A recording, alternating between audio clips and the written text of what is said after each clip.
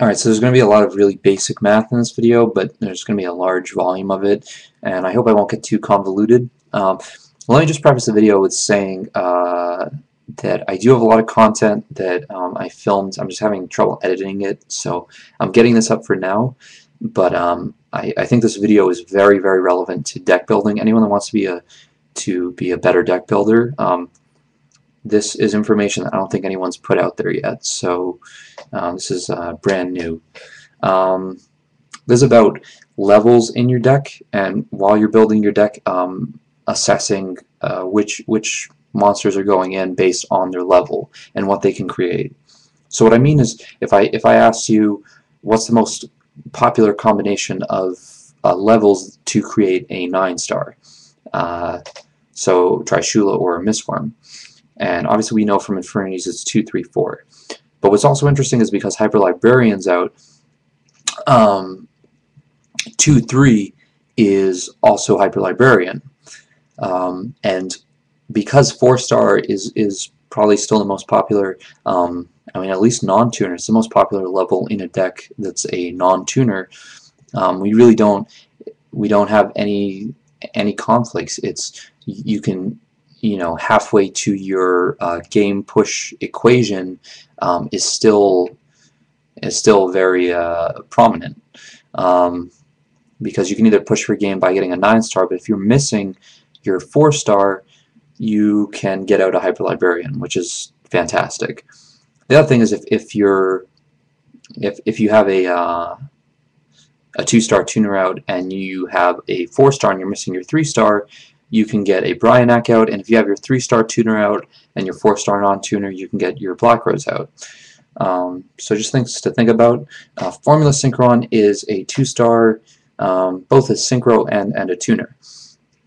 Now, what's great about that is that you have some 2-star tuners, and Plague Spreader is a pretty good one, but it's not.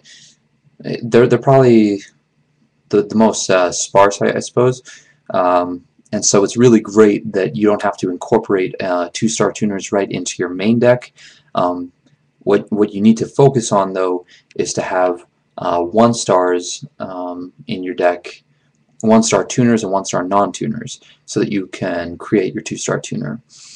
So the first card that I want to talk about, I suppose, is Tuningware, which I think has been totally revitalized. You absolutely don't need to build FTK decks based around this.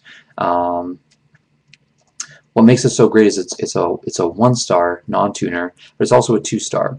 So if you have a 3-2-4 situation, this this can count as a 2-star non-tuner.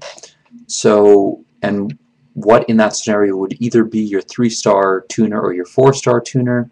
So you're not going to really have a 4-star, but you will have a 3-star, which is Junk Synchron. This is great because Junk Synchron can pull Tuningware right out of the grave. Now, Tuningware can't bump its level up if it's pulled from the grave, but because you're going to be running 1-star tuners, you can run 1-for-1, which is simply phenomenal. Also, if you're running 1-star tuners and Tuningware and Junk Synchron in a deck, then you're going to be running Foolish Burial. It just makes sense to do that.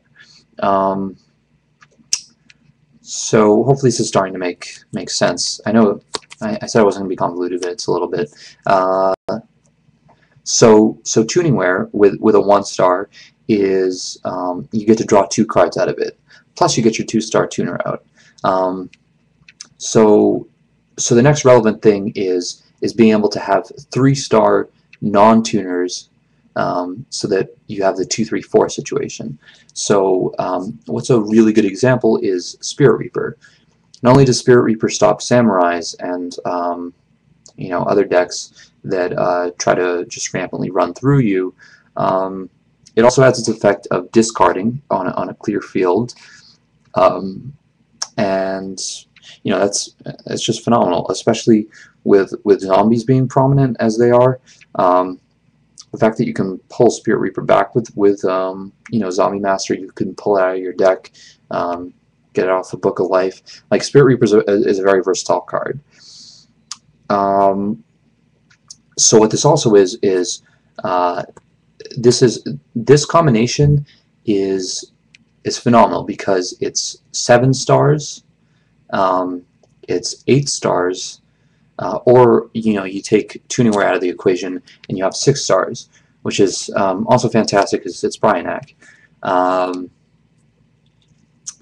So in terms of formula synchron, though,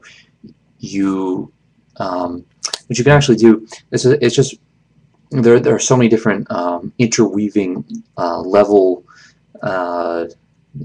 opportunities, but you can have your junk synchron come out and pull out a formula synchron onto the field after your Spirit Reaper's been dormant on the field because it's not necessarily going anywhere, and then you have you have your Hyper Librarian right there, and then you also have junk synchron still in the field to work with. So if you are decking 1 for 1, you can pull out Tuningware, get out another Hyper Librarian, and draw 2 cards off of it because of Tuningware's effect, and because you have a pre-existing Hyper Librarian out.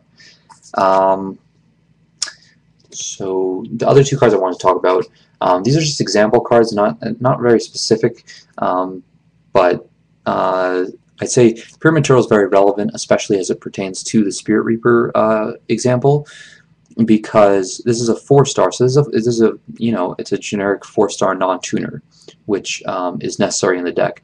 But also it can get you your 3-star out. Or if you're decking Plague Spreader, it's another way to get to a 2-star tuner. So if you start looking at search monsters rather than seeing what monster they can get you and how that monster can affect the field in terms of plus or minusing, start to think about it as how this card can facilitate different levels and pop different levels out onto the field. Lone Fire Blossom, a very interesting card because it's also 3 stars and it doesn't have the survivability of a Spirit Reaper, but it's still a 3-star, and anything can happen in a duel, and there's no law that says a 3-star can't stay out for a turn, or your pre-existing cards can't work well with a 3-star. So the fact that this is 3 stars means formula synchron plus generic search monster. And a search monster can go into another search monster. Like you can go Giant Rat into Pure Material if you need that staying power. And then Formula Synchron, and then Lone Fire doesn't even need to fetch you anything if you want to go Trishula. The other thing is, because 3 stars off of Formula, it's still just it's a Hyper Librarian. Jesus, this video is really long. I'm not quite done yet, but I'm almost done.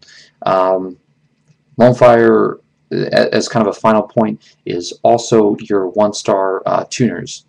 Glow Up Bulb, Naturia Cherry's Spore, and then Spore can then also become a 4-star tuner in weird scenarios. The other thing is that this is a 3-star, so it also works with Bryanak. But the thing is also say you're in a scenario where you have your Lone Fire. It probably wasn't out like defending or anything, but you get it out through some means. There are tons of different ways. It could be a call or Monster Reborn, or any plant revival. And you can play your Junk Synchron, get out Formula, and you can go Bryanak, return something, and then you have a 6 and a 2-star to make an 8-star. So just to review these 5 cards, I think it should be on your agenda when you're building a deck to look at the different levels. So what you have here is you have a 1 or a 2-star, you have 2 3-stars, and you have a 3-star tuner and a 4-star non-tuner. So with these levels, you can easily pop out Hyper Librarian, Trishula, Bryanak, or an 8-star like a Stardust or a Scrap Dragon. And the thing is sometimes you'll build a deck and you'll realize in retrospect, wow, I really don't have a lot of options extra deck wise. Have you ever seen a deck profile where someone goes through an extra deck and it seems very lackluster, and then they explain away that it's because the deck doesn't get out these certain levels. It doesn't touch over that area too frequently. Well, the truth of the matter is that is a gigantic flaw in that person's deck making. You know, it's something, it's a little bit subtle, and we don't really take note of it necessarily. But it's a gigantic flaw. If your deck can't, you know, pop out varied levels with ease, and it can't, you know, it can't constantly be threatening, and let's face it, if it can't get out Hyper Librarian, then your deck's just not that good. And if it's a good deck, it's probably not the best version of itself. So this video was extremely lengthy. I apologize for that, and probably looked like I was rambling and doesn't really make a lot of sense to people. But the medium to veteran players will know what I'm talking about, and yeah, I hope you guys enjoyed that information and it helps you with your deck building. Yeah, so I have a lot more content coming out, so stay tuned, I guess. Peace.